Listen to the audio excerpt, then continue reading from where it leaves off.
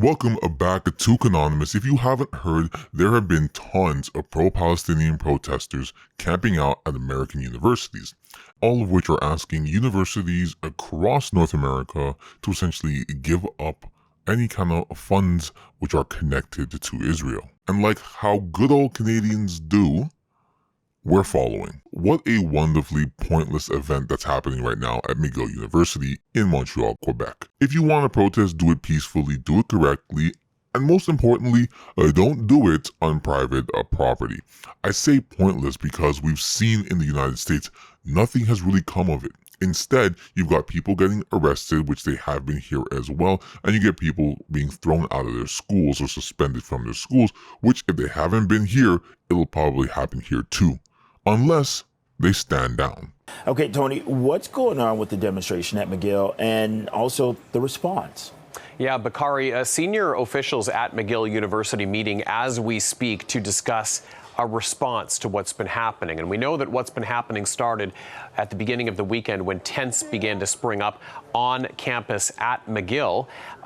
And the university officials in a statement this morning say that the number of tents has tripled in size and that the situation, in their words, has shifted significantly. I do think that they need to be arrested, to be honest. I do think they need to be kicked out of the schools. I do think there needs to be an example set forward so this stops, because there's already another thing happening in Ottawa or about to happen in the University of Ottawa.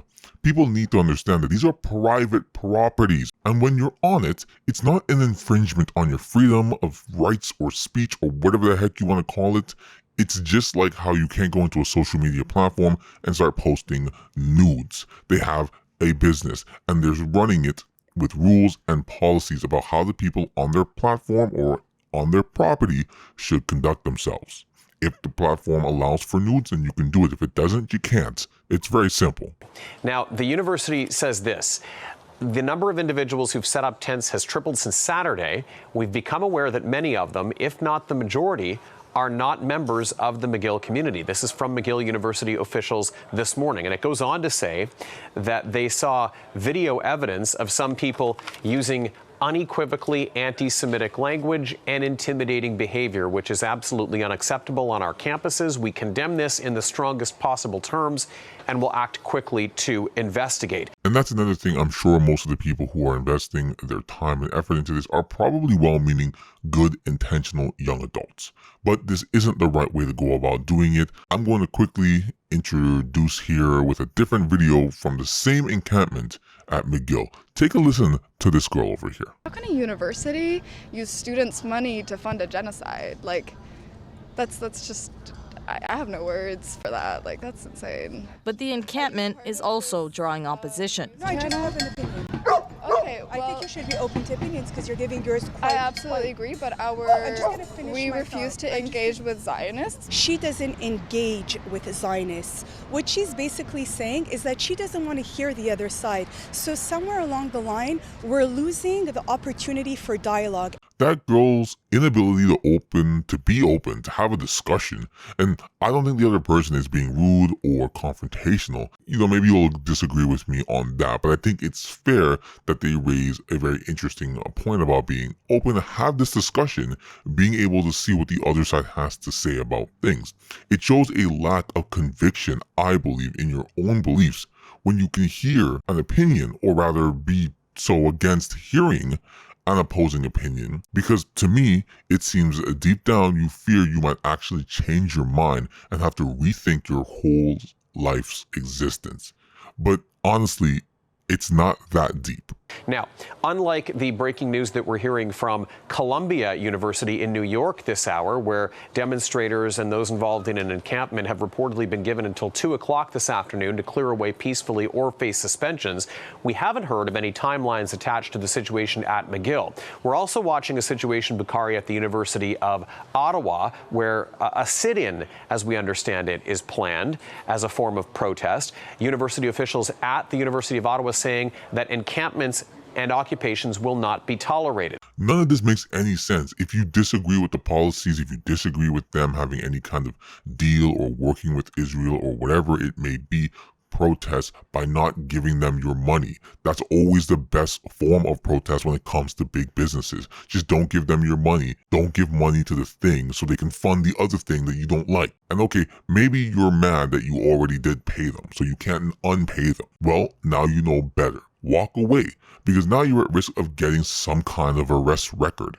Now, most likely, all the charges will probably be dropped, but don't risk that. Because you saw what happened with Google, right? Google did not give a crap. 18 months ago, demonstration leader Iman Hassim was a Texas college student. While developed countries around the world impose... Now, the software engineer and others leading an office occupation of Google Cloud CEO Thomas Kurian as a form of protest.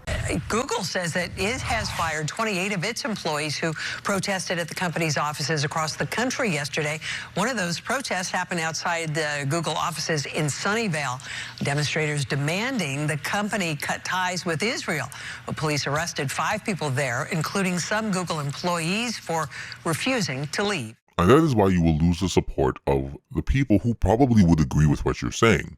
Google is a company. They have a job to do. They don't care. They just care about making money. That's their job. That's what a business does. And this is where you're going to lose the support of the people. Not because your cause isn't necessarily just, but because you're going about it the wrong way. Protesting wherever, whenever you feel like it because you want to. But you should pick your battles. Do it in the right legal way so nobody has any reason to push you away, tell you can't be here. You can do what you need to do as long as it's within the laws. If you're unhappy with the company you're working for, doing business in any way with a particular group that you're not happy with, don't cash their checks, or rather, don't work for them anymore. Step away and don't give them any money if you are a consumer. Of course, all of this has been going on for about a week and a half now as demonstrations have grown in size at campuses across the United States, demonstrators expressing solidarity with Palestinians and demanding that schools cut their financial and other ties with Israeli institutions over Israel's offensive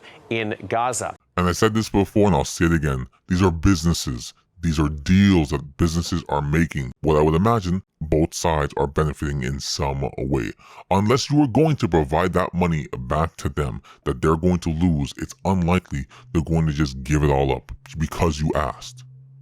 Now, I could be wrong, obviously, but I think it would set a bad precedent for them to cave into the demands that I think are a little ridiculous, especially when there are other options for the students to do, like I said, picking a different school and not paying into any tuition that they don't like the business practices of. It's not their company, and it's not the student's company. They don't run it, they don't own it. All they do is they pay for a service, and they can choose not to pay for that service. Anyways, like, comment, subscribe, and look out for more.